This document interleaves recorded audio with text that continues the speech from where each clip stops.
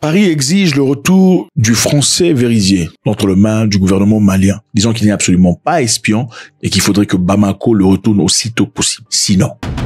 Salut à tous les amis, c'est toujours avec beaucoup de plaisir. Merci infiniment d'être là. En effet, il y a un Français qui a été arrêté à Bamako, un Français arrêté accusé d'espionnage. Espionnage, c'est grave, hein, vous savez. Les espions dans le passé étaient exécutés, sans de lait, exécutés, des espions. Le Mali aurait arrêté un monsieur Vérizier qui est accusé d'espionnage avec ce qui s'est passé récemment. Et Paris dit qu'il faudrait qu'il soit retourné aux autorités françaises aussitôt que possible. Sinon quoi?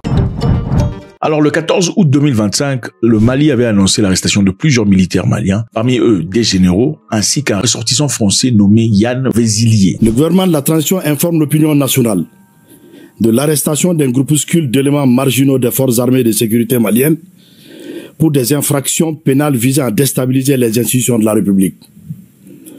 Au moment où la nation malienne, unie dans toutes ses composantes, est mobilisée pour consolider notre souveraineté retrouvée et éradiquer les forces terroristes obscurantistes de la Confédération des États du Sahel, ces militaires et des civils n'ont eu d'autres ambitions que de chercher à briser, avec l'aide d'États étrangers, la dynamique de la refondation du Mali. Grâce au professionnalisme et à la vigilance des services spécialisés, la conspiration a été mise en échec, suivie de l'arrestation des acteurs dès le 1er août 2025. Parmi les personnes interpellées figure un ressortissant français répondant au nom de Vézilier Yann, agissant pour le compte du service de renseignement français, qui a mobilisé des responsables politiques, des acteurs de la société civile et des militaires, dont les généraux de brigade Abbas Dambélé et Nema Sagara. Le gouvernement de la transition, tout en condamnant ce acte subversif, rassure l'opinion d'une part que les enquêtes judiciaires se poursuivent pour identifier d'éventuels complices, et d'autre part que les forces armées de sécurité restent déterminées à achever leur mission de lutte contre le terrorisme sous toutes ses formes. Il est accusé d'avoir participé à une tentative de déstabilisation du gouvernement malien. Et selon les autorités, ce Français aurait agi au nom des services de renseignement français pour mobiliser des acteurs politiques, sociaux et militaires. Le monsieur a joué un rôle important dans l'acte qu'il préparait à faire au Mali de manière négative. Le ministère français des Affaires étrangères a fermement rejeté les accusations portées contre M. Vézilier. Ils ont dit que c'était infondé, absolument absurde. Paris a en effet précisé qu'il s'agissait d'un fonctionnaire diplomatique accrédité auprès de l'ambassade française à Bamako et protégé par l'immunité diplomatique selon la Convention de Vienne. Donc Paris dit le monsieur est un agent diplomatique qui est accrédité à l'ambassade française sur place à Bamako. Il n'a absolument rien à voir avec une question d'espionnage du tout. Et ce serait une violation de son immunité diplomatique. Une violation selon la Convention de Vienne. Alors, le monsieur est-il un espion pour de vrai ou pas? Paris serait en train de mentir ou c'est le Mali qui viole la loi? Vous savez, quelqu'un d'intelligent disait, pour savoir ce qui se passera dans le futur, il faudrait simplement regarder ce qui s'est déjà passé dans le passé. C'est une bonne référence. Voilà la raison pour laquelle on demande votre CV, n'est-ce pas? Avant de vous embaucher, pour savoir un peu ce que vous avez fait dans le passé. Pour voir votre capacité d'agir, quel genre de personne vous êtes, quel genre de moralité vous déployez, tout le bazar. Alors dans le passé, s'est-il déjà passé des incidents similaires par rapport à la France? Au mois de août 2024, un ancien militaire français, devenu conseiller en sécurité pour une entreprise minière australienne, a été arrêté à Ouagadougou. Il était soupçonné d'espionnage suite à des échanges d'informations sur la situation sécuritaire découverte dans ses appareils électroniques. Donc le monsieur, on a trouvé dans ses appareils des éléments qui démontraient qu'il était en communication avec une entité externe, mais parlant ici des éléments sécuritaires du pays, des choses sensibles. C'était pour quelle raison? Si c'est pas l'espionnage. Son sort, évidemment, le monsieur a été libéré et expulsé vers la France. Il avait de la chance parce que généralement les espions sont exécutés. Au Burkina Faso, toujours en décembre 2023, 4 Français détenteurs de visas diplomatiques ont été interpellés à Ouagadougou. Ils étaient accusés d'espionnage et présentés comme des agents de la DGSE. La France, évidemment, avait dénoncé cette histoire et a affirmé qu'il s'agissait des techniciens de l'ambassade, des techniciens mandatés pour des tâches informatiques pour l'ambassade. Étaient-ils des espions experts dans les data, dans l'information, ICT peut-être, ou étaient-ils simplement des techniciens envoyés pour l'ambassade? Ces 4 personnes chanceuses ont été libérées à travers une médiation faite par le Maroc. En ce qui concerne la France actuellement, le Mali a déjà accusé dans le passé de participation dans le terrorisme. Le Mali est accusé d'abord de violation de l'espace aérien. Vous vous en souvenez, en 2022. On parlait ici des violations répétées d'espace aérien malien. Environ 50 incursions signalées entre janvier et août 2022, notamment sur des vols, des drones, d'hélicoptères et d'avions non autorisés. Ici, vous vous souvenez, un représentant de la diplomatie malienne avait accusé la France aux Nations Unies, disant que la France donnait des éléments nécessaires aux terroristes, des informations de renseignements et tout le bazar. Selon Bamako, ces incursions auraient servi à collecter des renseignements au profit de groupes terroristes actifs dans le Sahel. Le gouvernement renouvelle sa demande d'avoir une réunion spécifique du Conseil de sécurité qui lui donnera l'occasion de présenter des preuves concrètes des actes de duplicité, d'espionnage et de déstabilisation de la France à l'encontre du Mali, y compris le partage de renseignements et le largage de matériel au profit d'organisations criminelles. Est-ce vrai que la France équipe les terroristes sur le plan renseignement et tout le bazar? Voilà l'interrogation.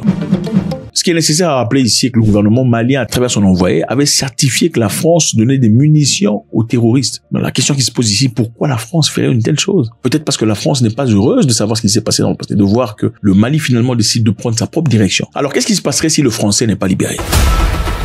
Si le Français n'est pas libéré, beaucoup de choses risquent de se passer. Il y aura une crise diplomatique.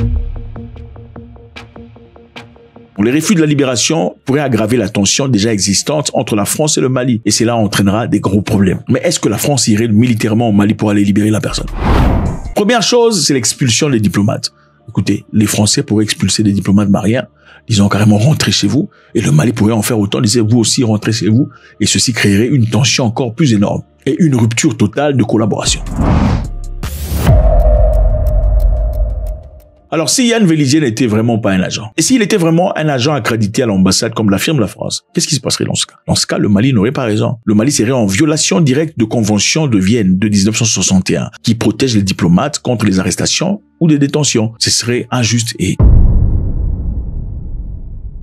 Cela entraînerait une condamnation au niveau international, par l'ONU par exemple.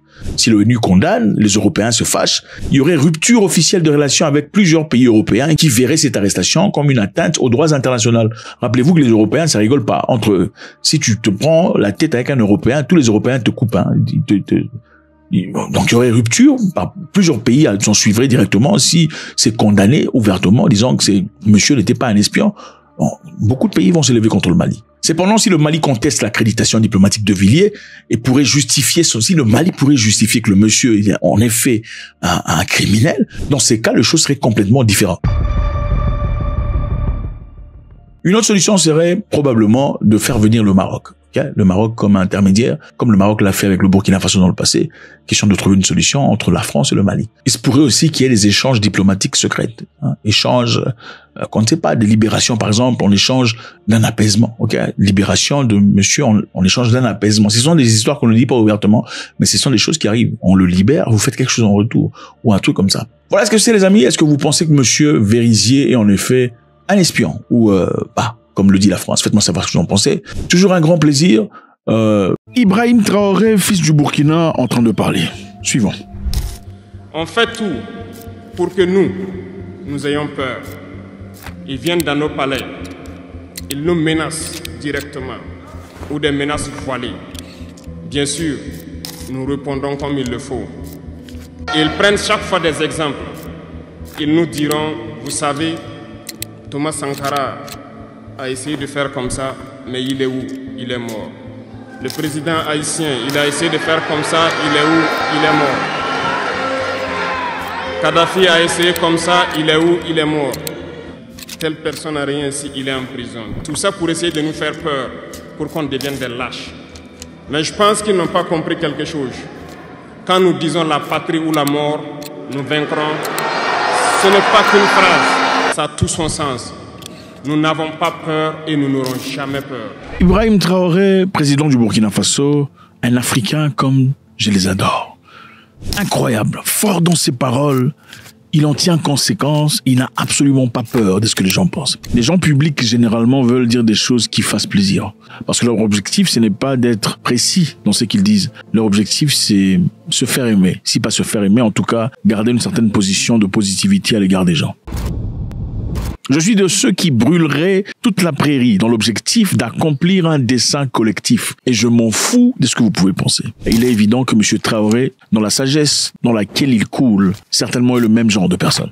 Donc là, il dit, les gens disent qu'il y a des gens avant toi qui ont essayé. Thomas Sankara a essayé. Président Kadhafi a essayé. Où sont-ils aujourd'hui? C'est-à-dire une façon très subtile de dire ne continue pas à te battre pour l'objectif de ta patrie. Sinon, tu finiras comme Sankara et Kadhafi. Et lui dit, quand on dit la patrie ou la mort, nous le pensons vraiment. C'est parce que nous n'avons absolument pas peur. Quand nous disons la patrie ou la mort, nous vaincrons. Ce n'est pas qu'une phrase. Ça a tout son sens. Nous n'avons pas peur et nous n'aurons jamais peur. Les amis, merci infiniment d'être là. C'est avec beaucoup de plaisir. Je pense qu'il est essentiel de faire ça.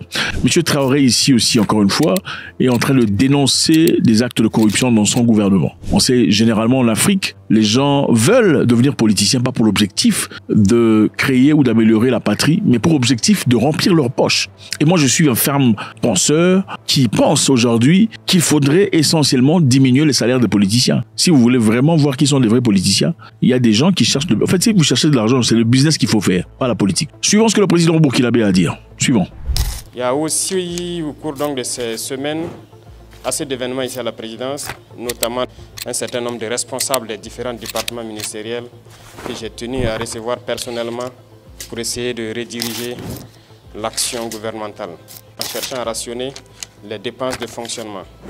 Parce que nous nous sommes rendus compte que le fonctionnement prend tellement de place dans notre budget que nous étions obligés de lire donc ces milliers de pages. Ce n'est pas pour le plaisir des yeux, mais nous étions obligés de le lire, de faire venir chaque responsable et d'essayer de rationner pour que le budget serve à faire des investissements socio-économiques structurants de base au profit de nos masses populaires.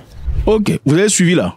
Nous avons remarqué que le fonctionnement nous coûte beaucoup trop d'argent. Alors il a fallu que l'on ouvre nos yeux pour lire ces pages. C'est pas parce qu'on a envie de lire les pages. C'est parce qu'on a senti que le fonctionnement seulement nous coûte beaucoup trop d'argent. Le fonctionnement, c'est-à-dire l'existence des chefs dans des départements de politique. Ça coûte beaucoup trop d'argent au gouvernement. Et ça, ce n'est pas limité au Burkina Faso. Dans tous les pays africains, sauf un ou deux, le fonctionnement coûte la grande part, le clair de l'argent que l'on disponibilise. C'est absolument malade que le fonctionnement nous coûte beaucoup trop d'argent pendant qu'on n'a même pas encore fait la fonctionnalité. C'est-à-dire nous avons été installés en politique pour faire un travail clair. Le travail n'a pas encore été effectué, mais nous dépensons déjà l'argent qui a été assigné. Alors ce n'est pas normal. Voilà pourquoi M. Traoré ouvre le livre pour comprendre qui dépense quoi. Suivant.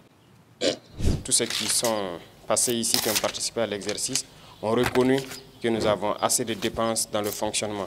Et nous allons continuer dans ce sens à minimiser les dépenses de fonctionnement de l'administration pour pouvoir investir mieux au profit de nos populations. Nous allons diminuer les dépenses de fonctionnement de l'administration pour bénéficier à la population. Écoutez, Africains francophones, nous allons diminuer les dépenses de fonctionnement, c'est-à-dire les bureaux, l'achat des voitures pour les politiciens, la localisation des maisons. Je ne comprends pas comment quand quelqu'un devient en politique, on lui cherche une grande maison, on lui donne des centaines de milliers de dollars pour s'installer. C'est absolument absurde. C'est de la maladie mentale. Voilà pourquoi Trump dit « You live in shithole countries », c'est-à-dire vous vivez dans le pays de la... Comment est-ce possible qu'un politicien qui vient à peine d'être nommé, on lui donne des centaines de milliers de dollars pour s'installer? C'est-à-dire avoir une maison, avoir des gardes, avoir une nouvelle télévision, des nouvelles voitures. Pendant qu'il a été placé, pourquoi? Le politicien est placé pour améliorer la vie de la population. Le peuple est encore en train de souffrir. Mais vous vivez dans le... Alors M. Traoré dit niet. Suivant. Ceux qui ont compris le message, je pense que c'est le cas pour la plupart, je les invite donc à redoubler d'efforts, à faire en sorte que nous puissions minimiser les dépenses de fonctionnement. Tout ce qui peut être économisé doit être économisé et investi au profit donc de nos populations. L'eau potable n'est pas une garantie pour tout le monde ici au Burkina Faso. Nous sommes aujourd'hui en train de lutter aussi pour la souveraineté alimentaire. Il y a tellement de défis qu'il faille économiser au maximum pour pouvoir relever ces défis-là. Malheureusement, dans ce contexte, nous nous rendons compte qu'il y a encore des brebis galeuses qui essaient de jouer avec le temps peut-être, mais nous avons passé 2 années à sensibiliser. Et je pense qu'à un moment donné, le peuple même trouvait que nous sensibilisons trop, il fallait passer à l'action. Ok, nous sensibilisons trop, il faut passer à l'action. Monsieur Traoré est là, prêt à faire un travail. C'est clair que monsieur n'est pas un politicien, c'est un militaire. Il faut chicoter. Malheureusement, en Afrique, il faut chicoter. On ne peut pas passer 2 ans à sensibiliser pendant qu'il y a toujours des brebis galeuses. À un moment donné, il faut chicoter. Regardez, en Chine, on élimine des gens qui volent dans le gouvernement. Ouais, on vous étend là et on vous abat pour avoir volé l'argent du contribuable, pour avoir utilisé l'argent qui aurait pu servir de moteur pour construire des hôpitaux dans les villages, dans les endroits les plus restreints du pays, dans vos intérêts personnels, pour vos 2e femmes, vos 3e femmes, vos voitures et tout le bazar, vos enfants. On vous étend là et on vous fusille. Pourquoi on ne le fait pas en Afrique? Non, pourquoi vous ne le faites pas en Afrique? Oh, il faut pardonner. Pourquoi? La maman qui a perdu son enfant à l'hôpital parce que vous, ou votre oncle, ou votre cousin, parce qu'en général, vous aimez pas ça parce que ce sont vos cousins, vos oncles qui sont en politique, qui profitent de ces histoires, qui en réalité, avec un effet neige, ballon neige, finalement, vous aussi, ils en profitez. Parce que l'oncle, de fois, vous envoie de l'argent avec votre anniversaire. Il faut les fusiller. Fusiller ces gens, comme ça vous allez voir si l'Afrique ne s'améliorera pas. Commencez à fusiller ceux qui volent l'argent du gouvernement. Commencez à abattre ces gens. Et on verra si l'Afrique n'évoluera pas. Ceux qui prennent l'argent du contribuable, il ne faut pas les jeter en prison, il faut les fusiller, il faut les abattre. Ils servent à quoi? Si une personne peut prioriser son intérêt personnel, son argent, ses villas, par rapport aux enfants démunis, qui ont peut-être pas des parents, des pères, des orphelins, qui ont besoin des mêmes structures, des écoles, des routes pour évoluer, pour ses intérêts personnels, vaut-il la peine de garder ces gens vivants? Il n'est pas très différent de celui qui abat plusieurs personnes à la fois. Alors comptons le nombre de gens qui perdent leur vie dans les hôpitaux. Monsieur Traoré dit assez, c'est assez. On ne peut pas faire 2 ans et avoir des brebis galeuses qui continuent à piller. Il faut passer à l'action. Suivons. Et à partir d'un moment donné, nous avons décidé de passer à l'acte.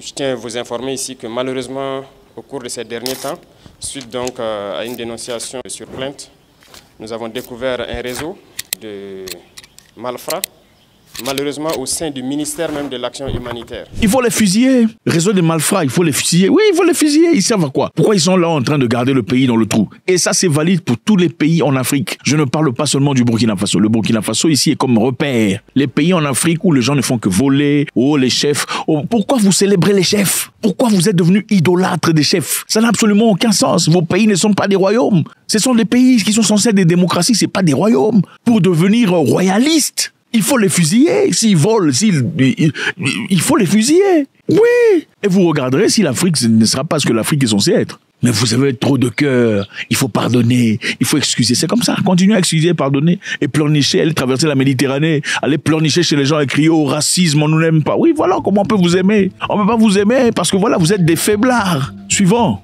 Ce ministère qui était censé donc agir au profit donc des plus démunis, c'est dans ce ministère que des gens se sont permis de détourner de l'argent et des milliards en 2024. Un ministère censé aider les démunis, les gens en difficulté, détourne des milliards. Ils ont détourné plusieurs milliards. La police a fait un excellent travail d'enquête qui nous a permis de découvrir beaucoup de biens, des véhicules de luxe, un bon nombre de choses en tout cas qui ont été saisies. Et l'affaire a été transférée donc à un tribunal. C'est pour dire que si nous ne mettons pas du sérieux dans le contrôle, il y aura toujours ce genre de personnes qui croient que tout est permis. Détourner des milliards, surtout au ministère de l'Action humanitaire dans ce contexte.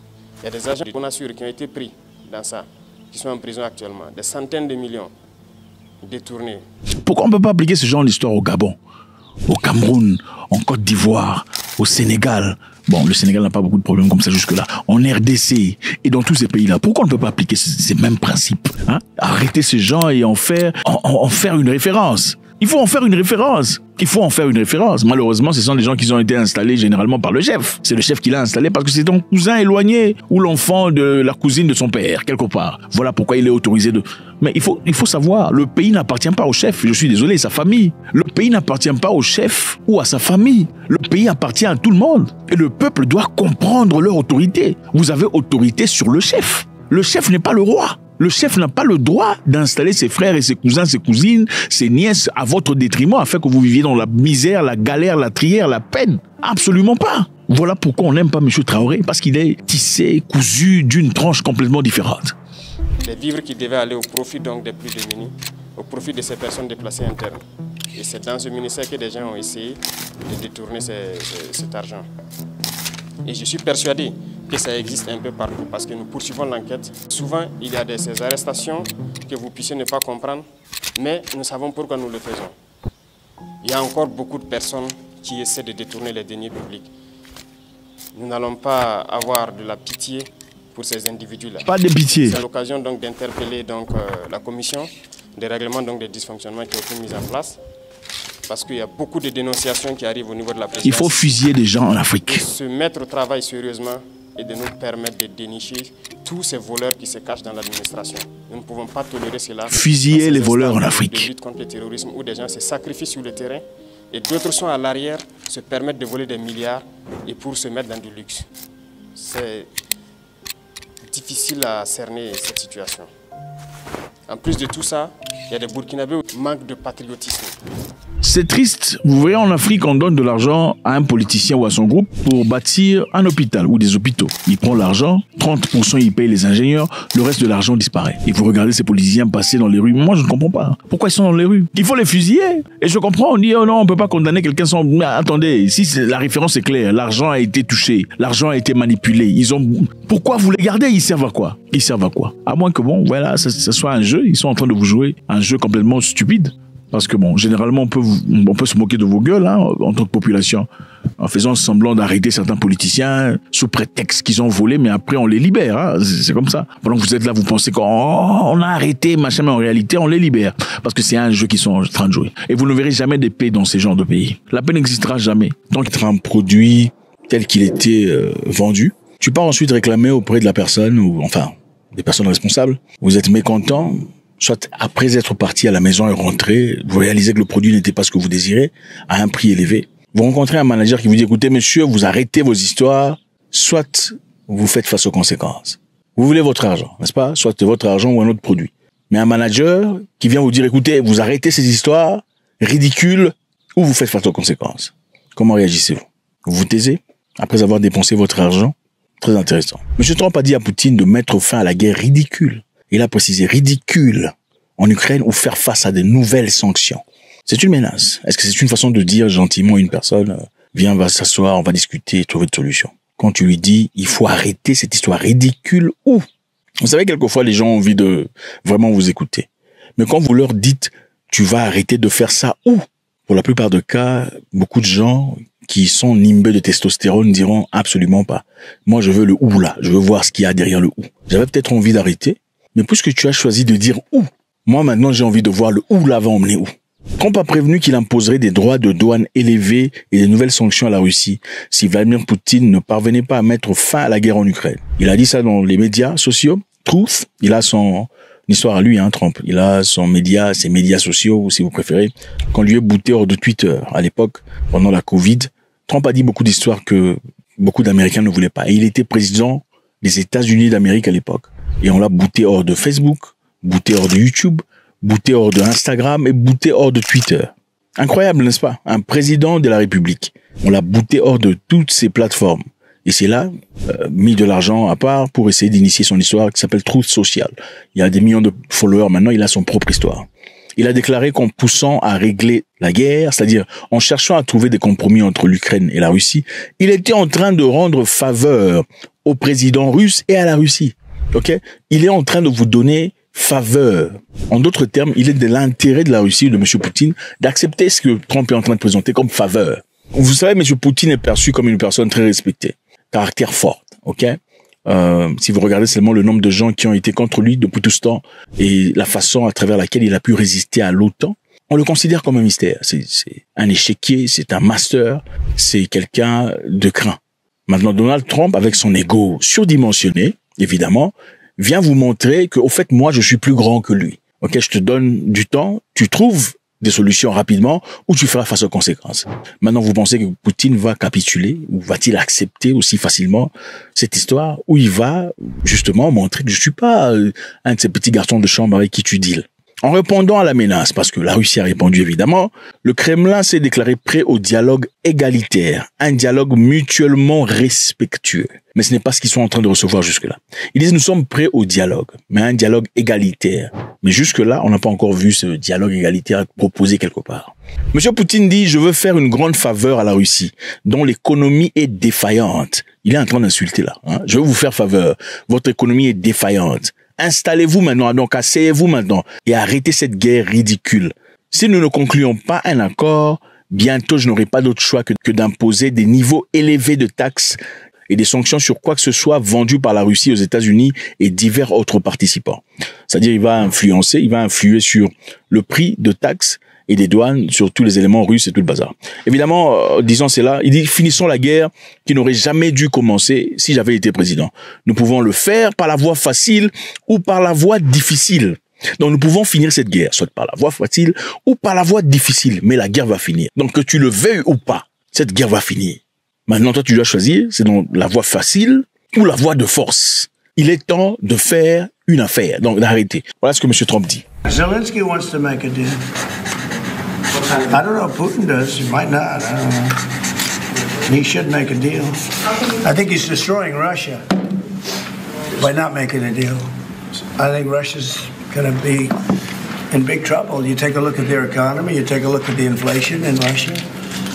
So I would hope. I got along with him great, and you know, I would hope he wants to make a deal. Vous savez, il faut tenir en compte ici la personnalité de M. Trump. C'est un mégalomane. Okay? Un mégalomane, c'est quelqu'un qui se perçoit beaucoup plus grand qu'il est. Mais bon, M. Trump est-il grand? Absolument, il est grand. Il est grand sur le plan financier. C'est un excellent businessman. Et pour être un businessman à cette hauteur-là, il faut avoir un certain niveau d'égo, hein, égocentrisme élevé. C'est nécessaire. Il faut avoir un testostérone très élevé. Beaucoup de personnes le perçoivent comme de l'arrogance. Mais cette arrogance on reflète pas toujours de manière négative. Quelquefois, c'est important pour aboutir à des niveaux très élevés. Vous savez, pour devenir champion dans quoi que ce soit dans la vie, il faut avoir un grand niveau d'ego. Et pour avoir un grand niveau d'ego, il faut avoir un niveau surdimensionné de testostérone, de confiance en soi. Okay? Il faut avoir trop de fausse humilité. Et M. Trump ne cache pas sa folie de grandeur. Et dans cette occasion, qui est très importante pour lui d'ailleurs, il est important de montrer que c'est moi qui ai fini la guerre en Ukraine. Et je l'ai fait de manière forte. Ça n'a pas été une question de supplication. Je n'ai pas eu à négocier ou à supplier le président Poutine pour que la guerre s'arrête. Parce que c'est moi. Et il réitère ici en disant que si lui il était au pouvoir, cette guerre n'aurait jamais commencé. On se pose la question comment? Se serait-il interposé militairement contre la Russie? Pour l'interrogation. Mais M. Trump, on doit le reconnaître, est connu comme un homme fort dans ses paroles. Un président dur. C'est-à-dire quand il dit des choses, il fait ses choses. En attendant, il y a eu une réaction en Europe de Marc Botenga. Marc Botenga est député européen qui a dit des choses très intéressantes. Écoutez ce qu'il a dit. On est dans une absurdité où on se soumet aux États-Unis. Imaginez-vous que la Russie dirait « nous voulons un bout de Danemark ». Ou la Chine qui dirait « écoutez les gars, on va annexer le Canada ». Ah, vous seriez tous levés, révoltés, un appel aux armes parce qu'il faudrait se défendre. Pourtant, aujourd'hui, les États-Unis font ça et plus. Ils veulent le Panama, ils nous menacent d'une guerre économique contre notre industrie, contre notre énergie. Et que dit Mme van der Leyen? Nous devons intensifier nos relations avec les États-Unis. Nous allons acheter plus d'énergie et plus d'armes aux Américains. Marc Botenga, évidemment, c'est un député belge qui dit qu'y a-t-il de différence entre M. Trump et M. Poutine? Okay? On attaque M. Poutine disant qu'il a pris une partie de l'Ukraine. C'est absolument aberrant et inacceptable. Mais comment ça se fait qu'on accepte comme des moineaux les menaces de M. Trump qui veut prendre maintenant une partie de l'Europe pour les États-Unis? Je vous rappelle que M. Trump a proposé de prendre le contrôle de Groenland, qui est un terrain complètement étranger, une terre européenne qui est contrôlée par le Danemark. M. Trump a menacé de prendre Groenland, chose qui n'est pas tout à fait différente de ce que M. Poutine a fait en Ukraine. Et Botenga est en train d'appeler à la conscience des parlementaires européens qui clairement sont endormis face à cette puissance de Trump. Alors le chef de l'OTAN a réagi. Le chef de l'OTAN affirme que la victoire de la Russie sur l'Ukraine aurait un impact coûteux sur la crédibilité de l'Alliance. C'est-à-dire si la Russie gagne cette guerre en Ukraine, la crédibilité de l'Alliance, c'est-à-dire de l'OTAN, va chuter drastiquement. On ne peut pas autoriser une fin facile pour la Russie. Pourquoi il le dit? Parce que jusque-là, la Russie est en possession de plusieurs terrains en Ukraine. Donc, finir la guerre maintenant, puisque Trump est en train de pousser vers une direction de fin de cette guerre, serait quelque part avoir reçu un coup dans l'œil, sans avoir répliqué, et puis on a arrêté le combat. Vous voyez un peu? Vous êtes sûr que vous allez taper quelqu'un. Le combat commence, il te fait un coup dans l'œil, l'œil devient rouge, et puis on vous arrêtez de vous battre. Ça énerve. Parce que tu sais que tu es conscient, parce que la finalité est celle-ci. On va vous séparer, mais qu'est-ce que les gens diront? Ah, il a tapé, il a fait un coup à l'œil, regarde son œil. Même si tu étais conscient de tes capacités, tu n'as pas été à mesure. Et c'est ça le mal du chef de l'OTAN. Le secrétaire de l'OTAN, Mark Rutte, a averti jeudi qu'une victoire russe sur l'Ukraine affaiblirait la force dissuasive de la grande alliance militaire du monde et que sa restauration pourrait coûter des milliards. Donc, en fin de compte, plus personne n'aura peur de l'OTAN. si la guerre se termine sans que les choses s'éclatent. Moi, ça me dépasse. Il y a des gens qui veulent une guerre pour tout le monde. C'est comme s'ils veulent choisir pour vous. Il y a beaucoup d'Africains qui vivent en Europe. Et les Blancs aussi, évidemment, qui ne veulent pas de cette guerre. Généralisé, il sera certainement en train de se cacher dans des bunkers quelque part dans les montagnes suisses. Mais il veut une guerre pour vous, disant, écoutez, on peut pas arrêter ça comme ça, sinon, bon, plus personne n'aura peur de l'OTAN. Et ça nous coûtera beaucoup trop d'argent pour essayer de restituer cette peur. Des milliards de dollars dissuasifs. Ce seront des milliards supplémentaires pour essayer de rétablir le respect de l'OTAN. Il disait cela, évidemment, pendant le Forum économique mondial de Davos. C'est là-bas qu'ils ont discuté pendant l'histoire là. Vous connaissez là où vous couvrez le nez. L'Occident ne peut pas permettre au 21e siècle un pays envahisse un autre et tente de le coloniser. Voilà ce que ce monsieur dit. C'est quand même paradoxal. N'est-ce pas ce que monsieur Trump est en train de proposer à l'égard de Greenland? C'est bizarre. Alors, monsieur dit ça parce que il y a un sentiment croissant de monsieur Trump qui veuille discuter avec la Russie. D'une part, monsieur Trump dit qu'il va parler avec monsieur Poutine. D'autre part, il donne l'image de l'homme fort, prêt à menacer, à faire peur. Mais est-ce qu'il parlera comme ça directement à Vladimir Poutine? Point d'interrogation. Vous savez, il est facile de dire des choses sur les réseaux sociaux dans le but d'agrandir sa présence, ok? La peur autour de soi, de créer cette aura de puissance. Mais il y a aussi parler à Poutine directement. Monsieur Poutine, je vous dis, face à face, vous allez arrêter cette guerre ou je vais réagir. Ça, c'est une autre chose. Alors, le nouvel employé de Donald Trump, chargé des missions spéciales, Richard Grenell, a critiqué les alliés qui parlent de poursuivre la guerre, qui n'augmenteront toujours pas leurs dépenses conformément aux directives de l'OTAN. C'est-à-dire, Richard Grenell dit, ça sert à quoi de vouloir continuer la guerre contre Poutine, ok? Si vous ne voulez pas rajouter des finances conformément aux demandes de l'OTAN. L'OTAN, généralement, demande 2% du GDP ou comme PIB de chaque pays. Vous allez contribuer 2% de votre PIB à l'acquisition des éléments militaires à l'OTAN. Chaque pays participant donne 2%. Donald Trump récemment a dit 2% c'est trop peu. Les États-Unis donnent beaucoup trop d'argent à l'OTAN. Donc chaque pays de l'OTAN devrait contribuer au moins 5% de son PIB. Alors la Pologne généralement n'aime pas les Russes, hein. C'est évident, c'est manifeste. Le ministre polonais des Affaires étrangères, Radek Sikorski, a salué le fait que Trump reconnaisse que la Russie doit rendre cette histoire. Mais il veut dire ceci, la guerre peut finir, mais que la Russie fasse le premier pas. C'est-à-dire la Russie vienne dire, écoutez, on va parler. Vous voyez un peu le niveau d'ego. La guerre peut finir, nous sommes prêts, mais que la Russie fasse le premier pas.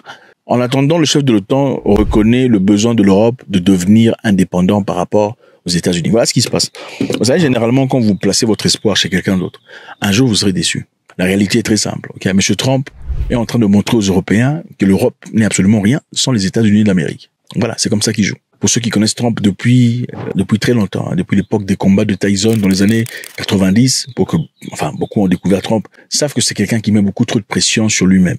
Alors, les Européens, dans le passé, ont laissé leur avenir entre les mains des États-Unis, leur protection. En parlant de l'OTAN, l'OTAN était stratégique, ok?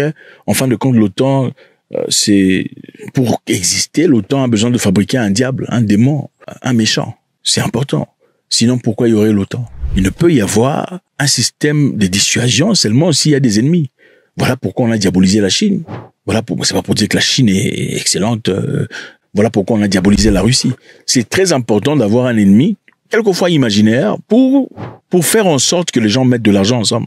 C'est un peu ce qu'on a fait en Irak. Quand on a déclaré qu'en Irak, il y avait des armes de destruction massive. C'était un travail très bien fait de ces gens-là, le pays dont on ne cite pas. Ils ont les armes qui peuvent détruire le monde. Alors il faut réagir maintenant ou tout le monde va en subir les conséquences.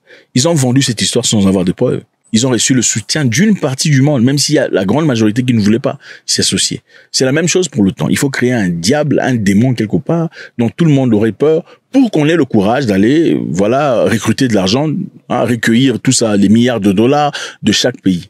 Évidemment, cet argent est généralement dépensé aux États-Unis dans des industries de vente d'armes. Les Européens maintenant réalisent qu'il est important que l'Europe ait sa propre armée. L'Europe doit développer ses propres armes. L'Europe doit se protéger et n'est pas tourner son visage vers les États-Unis en espérant avoir quelqu'un qui a son dos. En réalité, les États-Unis n'ont pas d'amis. Les États-Unis d'Amérique n'ont que des intérêts. Donc voilà, M. Trump menace Poutine. Arrête cette guerre ridicule, sinon tu feras face aux conséquences. Quelles sont les conséquences? Sont-ils des conséquences militaires?